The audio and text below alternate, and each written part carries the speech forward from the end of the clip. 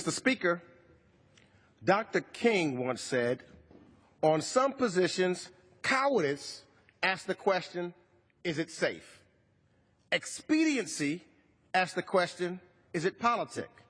Vanity asks the question, is it popular? But conscience asks the question, is it right? And there comes a time when one must take a position that is neither safe, nor politic, nor popular, but one must take it because one's conscience tells it it is right. I've often reflected on those words when faced with tough decisions.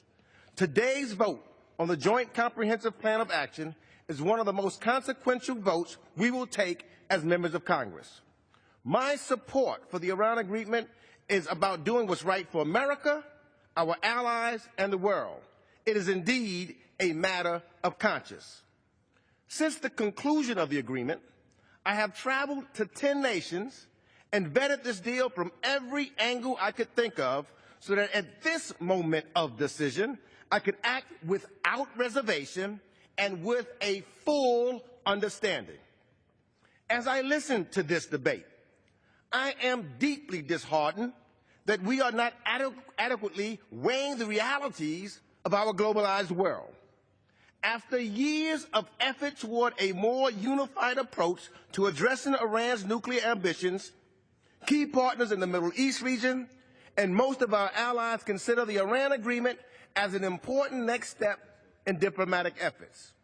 Former U.S. ambassadors, former Israeli military, former U.S. secretaries of state, including Colin Powell, and so many others from an array of vantage points have expressed for this landmark deal, as has over 100 nations. We should not ignore the considered judgment of scientists, security experts, renowned diplomats, and our allies. The consensus is that this is a good deal. Now, some of my colleagues believe that despite the risk, rejecting this deal can lead to a better deal down the road. Others oppose the deal out of reckless political gamemanship.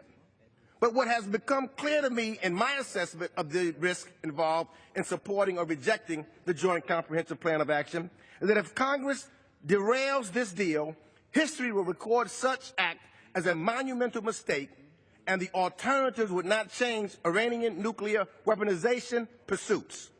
Rejecting the plan and resorting to unilateral sanctions would prove futile, as it has in the past, while relying on military action would not curb Iran's ambitions or erase its technical knowledge.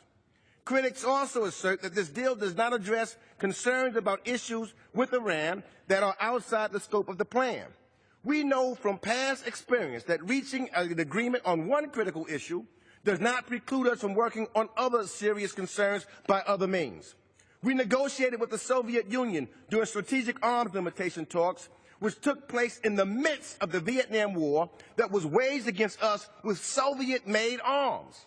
Yet those agreements lessened the danger of nuclear confrontation.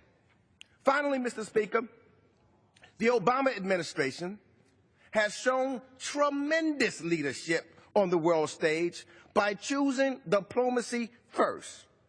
Leadership is never easy. By definition, it is lonely and sometimes an unpopular exercise. Today, we must show the leadership, we must display fortitude, do what is right. And what is right in this scenario is that we support the Iran agreement. And I yield back the balance of my